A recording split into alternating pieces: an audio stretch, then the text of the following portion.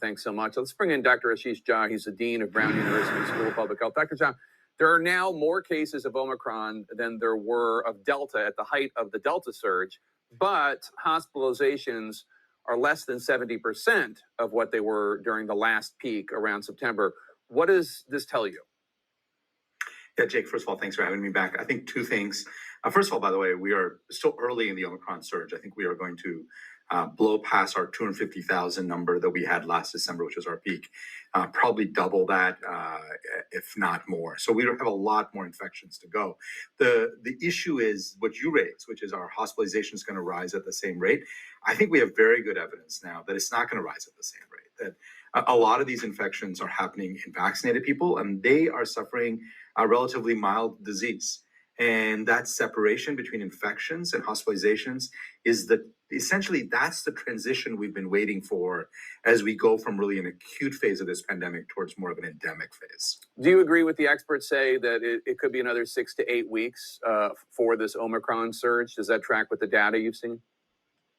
Yeah, it depends a little bit. The only country we've got good data from so far is South Africa, which saw a peak in about 4 weeks and started coming down. Obviously, our country's immune profile is very different. We have a lot more people vaccinated. So we don't know how this is going to play out here. My hope is it's more like 4 to 6 weeks, which has the peak then kind of in mid-January with infection numbers declining. But it is really a best guess at this moment. The infectious disease director at Children's National Hospital here in D.C. said that close to half of the COVID tests being performed are coming back positive, close to half. That includes children with symptoms and without symptoms. What does that tell you? Yeah, it tells me this virus is really very widespread, particularly in Washington, D.C., but it's not going to be in D.C. alone. We've seen it in New York, we've seen it in San Francisco, other big cities. It's going to be all across the country.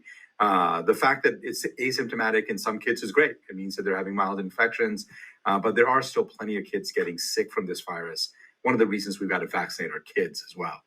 The CDC now says that healthcare workers who are asymptomatic can return to work after 7 days with a negative test. That's down from 10 days. New York State says fully vaccinated asymptomatic essential workers can return to work 5 days after testing positive. Dr. Fauci was asked whether the isolation period should be shortened for everyone. Here's what he said. Certainly, we're considering it going beyond just healthcare workers, because, there are a lot of people in society that are essential for the smooth running of the infrastructure of our society.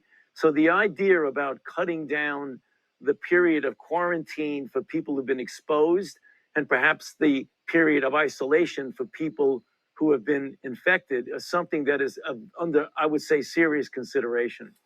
What do you say to those who think it's taking too long for health experts to update their guidance and are forced to abide by old guidance that might not be as relevant, especially with Omicron? Yeah, I totally agree with that, Jake. I do think it needs to be shortened. I expect the CDC to come out hopefully soon with some new guidance on this. But that's what I'm expecting at this moment, because the evidence is pretty clear. You don't need to be isolated for 10 days if you've been infected, particularly if you've been vaccinated and boosted. A much shorter isolation is very safe. You're not going to be contagious. And there are ways of managing a shorter isolation, including mask wearing, which New York is asking for, or negative antigen tests, which is what I've called for as a way to end an isolation earlier than 10 days. Testing, of course, continues to be a real challenge in this country, kind of inexplicably, given how much experts and people like you and me have been talking about the need to have testing all over the country as much as possible. Fauci says he expects things to get better in January, but what happens until then? Yeah, this is not where we should be 2 years into this pandemic. Look, I think the administration undervalued testing for much of 2021. They relied heavily on vaccinations, which of course are terrific and really, really important, but we did not build up the testing infrastructure we needed to manage this winter surge. And that means the next few weeks are going to be really tough and frustrating, and rightly so, I think, for Americans. The key issue is, can we finally once and for all get it fixed once we get into January, February? I'm hopeful that we will, but this is not where we should be.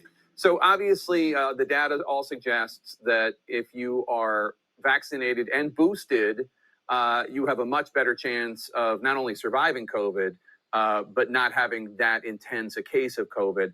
What about how transmissible you might be? Are people who are vaccinated and boosted less infectious if they catch it than somebody who is not vaccinated?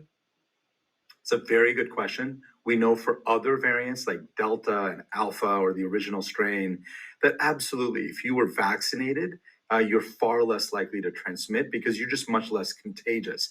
I suspect what we're going to see with Omicron is if you're boosted, you're going to be less likely to be contagious. You're less likely to be infected, but we don't know for sure, Jake. And we're going to have to sort this out for Omicron as we have for every other variant. Tell us, if you don't mind sharing, how you live your life, the choices you choose to make. Do you still go out to eat in restaurants? Do you go to a movie theater? Do you have small gatherings with friends? You're somebody that people look up to. He wants to avoid getting COVID. What are some of the things that you do? Sure. So I have gatherings with friends in our home. Everybody who comes in is vaccinated and boosted. I don't worry so much about the little kids. If they're over 5, they're all vaccinated as well. I've gone to a concert. I went to the Boston Holiday Pops, which was wonderful. Everybody was masked and we needed to show a vaccine. Restaurants that don't have a vaccine mandate, I've been largely avoiding. I just don't want to sit next to an unvaccinated person for 2 hours unmasked. That's a personal choice that I've made. I'd rather not. I don't think it'd be incredibly risky, but at the same time, if I can avoid those situations, I like to do it. We just wrapped one holiday where there are a lot of families across the U.S. gathered. New Year's Eve is just a few days away from now.